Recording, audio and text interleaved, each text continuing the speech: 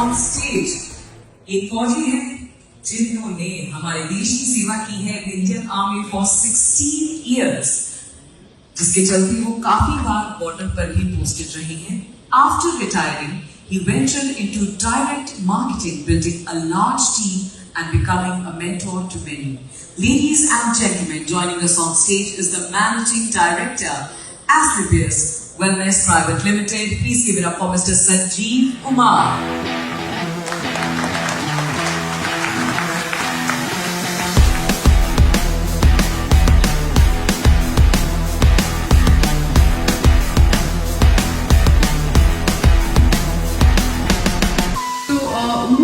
to Sanjeev ji here.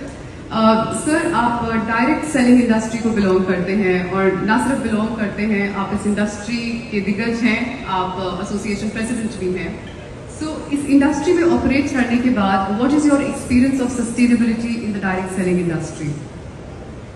Thank you so much. सबसे पहले बहुत बहुत आभार, धन्यवाद भाई साहब प्रवीण जी का, भरतिया भाई साहब का ये मंच प्रदान करने के लिए। Sustainable growth of direct selling या इन द सेलिंग या in the trading also, it is the same, depends on quality of product, depends on parameters of company and depends on upgradation। आज के सिनेरियो में होता क्या है कि जब भी हम कोई बिजनेस करते हैं और किसी बिजनेस को हम रन करते हैं तो सालों साल हम अपना ट्रेंड चेंज नहीं करते। नई technology, new innovation, new quality, new product, वो सब अपनाने में हम कहीं ना कहीं हिचकिचाते हैं, क्योंकि हमारी खासकर जो मैंने देखा कि इंडिया में जो प्रॉब्लम है वो एक ही प्रॉब्लम है, यहाँ कौन सही है इस पे ज्यादा बात होती है, क्या सही है इस पे बात नहीं होती। तो सस्टेनेबल ग्रोथ डिपेंड करती है हमारे किसी भी बिजनेस की कि हमारे कस्टमर एक्सपीरियंसेस कैसे हैं, कस्टमर रिटेंशन कैसा है, और वो डिपेंड करता है हमारे प्रोडक्ट पे। अगर हमारा प्रोडक्ट एक बार किसी के घर चला जाए और उसके बाद वो इटसेल्फ अपनी डिमांड क्रिएट करे, तो बशर्ते बहुत सारी चीजें हैं, बहुत सारे पैरामीटर्स हैं जो बिजनेस को सपोर्ट करते हैं, पर the major parameter is your product, your price, your quality. अगर कस्टमर को आपका प्रोडक्ट, आपका प्राइस, आपकी क्वालिटी, आपसे एक्सपीरियंस अच्छा मिलता है तो वो रिटेन होता है, तो कहीं ना कहीं बिजनेस आपका ग्रोथ होता रहता है। और कंपनीज के पास जब जब नई टेक्नोलॉजी आती है तो वो अडॉप्ट करते रहते हैं। जैसे फॉर एग्जाम्पल मैं बताना चाहूंगा कि टेस्ला ने सबसे पहले इलेक्ट्रॉनिक कार को मैन्युफैक्चर किया, दुनिया में इंट्रोड्यूस किया, तो फिर तो एक समय पर आकर लोगों ने कहा भाई ये तो नहीं होगा, लेकिन टाटा ने भी माना, मारुति ने भी माना, अभी सभी कंपनियां मान रही हैं कि इलेक्ट्रॉनिक कार का फ्यूचर है। डेट मीन्स उन्होंने ये माना क्या सही है, कौन सही नहीं। तो खासकर हमारे इंडियन ट्रेडिशन में और इंडियन ट्रेडिंग में या बिजनेस में मैंने जो सबसे ज्यादा प्रॉब्लम फेस की है वो ये है कि हम लोग क्वालिटी प्रोडक्ट नहीं बना पाते और बना के हम अच्छे प्राइस में बेच भी नहीं पाते। इसी वजह से जहां तक मुझे लगता है हम लोग पीछे हैं। अभी पिछले पैनल में बात हो रही थी कि इंडिया में हम कहीं भी ब्रांड नहीं है, हम ऑटोमोबाइल में ब्रांड नहीं है, हम इलेक्ट्रॉनिक में ब्रांड नहीं है, बिकॉज हमारा वो माइंडसेट ही नहीं है ब्रांड बनने का। ब्रांड बनने का जो माइंडसेट है वो बिल्कुल डिफरेंट होता है। वो वहां पर बहुत इथिक्स और प्रिंसिपल्स के साथ आपको चलना पड़ता है। तो मैं देखता हूँ कि इंडिया में मैन्युफैक्चरर की बात करें, ट्रेडर की बात करें, तो मैन्युफैक्चरर चाहता है बनाते बनाते मुझे मार्जिन बच जाए, और ट्रेडर चाहता है कि भाई मुझे इतना कॉस्टली ना बेचना पड़े या इतना अच्छी क्वालिटी ना बेचना पड़े। तो कंपैरेटिवली जब वो कंपटीशन देखता है तो ये नहीं देखता कि मुझे ब्रांड बनाओ, देखता वो कितने में बेच रहा है तो कितने में बनाना है। और कहीं ना कहीं ट्रेडर ही मैन्युफैक्चरर को मजबूर करता है कि मुझे ये चीज इतने में ही बना के दो और मुझे इतने में ही चाहिए। तो कहीं ना कहीं मैन्युफैक्चरर कॉम्प्रोमाइज हो जाता है कि भाई अब तो बनानी पड़ेगी क्योंकि मुझे तो अपना माल बेचना है। तो अगर हम ये चाहते हैं कि हमारा इंडिया ब्रांड बने, हम लीडर बने, तो हमें ये सुधारना पड़ेगा, समझना पड़ेगा कि मैन्युफैक्चरर के साथ हम ये झगड़ा ना करें कि इतने में ही बना, हम उससे कि अच्छी क्वालिटी बना, अच्छे प्राइस में बना। तो जाकर मुझे लगता है कि सस्टेनेबल ग्रोथ की हम बात करें या आगे इंडिया को लीडर बनने की बात करें या बड़े बड़े ब्रांड बनने की बात करें, तो तभी हो सकता है। या मैं सीखना होगा अमेरिका से। अमेरिका ने ब्रांडिंग और मार्केटिंग में कहता हूं वर्ल्ड बेस्ट अमेरिका की है। क्वालिटी सीखनी होगी हमें यूरोप से कि क्वालिटी सबसे अच्छी यूरोप ने बना के दी है, और मैन्युफैक्चरिंग सीखनी होगी हमें चाइना से।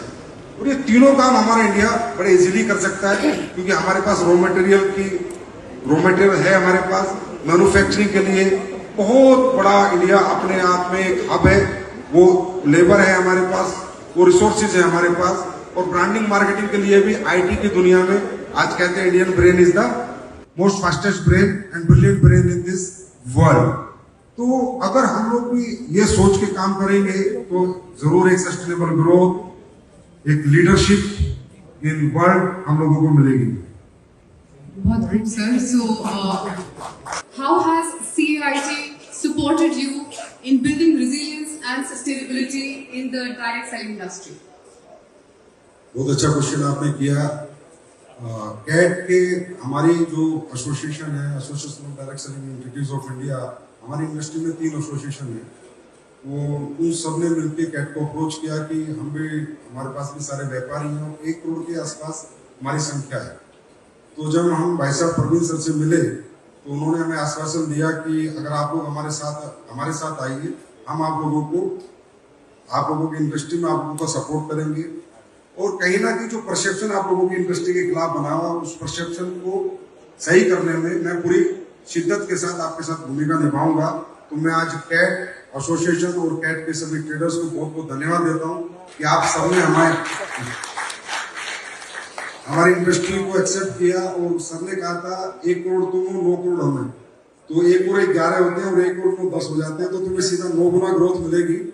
तो 8 मार्च को एक बहुत बड़ा प्रोग्राम कैट के साथ हम लोगों ने वुमेन्स डे पे किया, जिसमें देश के सम्मान्य मंत्री महोदय आए कंज्यूमर अफेयर्स के, और वो पहला दिन था हमारी इंडस्ट्री में कि पूरे भारत में हमारा परसेप्शन चेंज हुआ, पूरे भारत में हमें एक्सेप्ट किया। और हमारी इंडस्ट्री पिछले फाइनेंशियल ईयर में 22,000 करोड़ किया था, इस बार हम ये मतलब देख पा रहे हैं कि हम लोग इस साल तकरीबन 30 करोड़ टच करेंगे, 30,000 करोड़ की इंडस्ट्री हमारी इस साल हो जाएगी because of support of CAIT. और कैट में आके मुझे ये लगा जैसे मैं खुद फौजी हूं, तो मेरा नेचर रहा है हमेशा हारने वाला, लड़ने वाला, पीछे ना हटने वाला। तो मैंने व्यापारियों के जो फौजी देखे वो भाई साहब प्रवीण जी देखे, मैंने कहा मेरी तरह जिद्दी और जो कह लिया, जो सोच लिया लोगों के लिए उन्होंने करके दिखाया। तो बहुत बहुत थैंक यू कहूंगा मैं आज फिर इस मंच को, कैट को, कि आपने हमारी इंडस्ट्री को एक्सेप्ट किया। और कैट के साथ आने से हमारी इंडस्ट्री में भी करेक्शन शुरू हो गया, और यहाँ भी इथिकल प्लेयर्स ही अभी रह रहे हैं, अनइथिकल प्लेयर्स यहाँ से निकल रहे हैं, क्योंकि हमारी इंडस्ट्री बनी ही अच्छे प्रोडक्ट बेचने के लिए थी। क्योंकि हमारी इंडस्ट्री दुकान से बेचती नहीं है, घर घर जाके बेचती है। तो अगर हम क्वालिटी प्रोडक्ट नहीं बेचेंगे तो हमें रिजेक्शन मिलेगा ही मिलेगा, और हमें मार्केट एक्सेप्ट करेगा ही नहीं। तो बहुत कुछ मिला हमें तो, और मुझे लग रहा है अब तो भाई साहब और भी बहुत कुछ हमारी इंडस्ट्री के लिए करने वाले हैं। तो thank you so much Praveen भाई साहब, भरतिया भाई साहब, आपका बहुत बहुत धन्यवाद। Thank you so much. बहुत धन्यवाद, बहुत धन्यवाद कैट का।